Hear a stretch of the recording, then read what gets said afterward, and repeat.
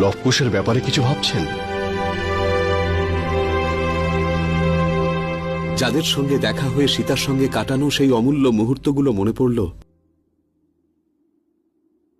তাদের বিষয় না ভেবে থাকি কি করে?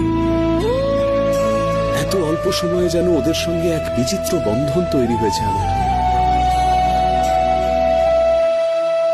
ভাবনার অনেক দিক আছে কুশ, বসো। কখনো কখনো আনন্দেও চোখে জল আসে, আর আজ তোমাদের দুজনের প্রশংসা স্বয়ং শ্রী রামের মুখ থেকে শুনে চোখে জল এসে গেল।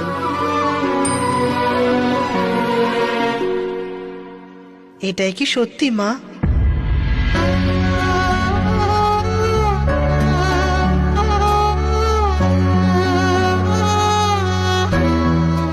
মায়ের কথা বিশ্বাস হচ্ছে না তোমার?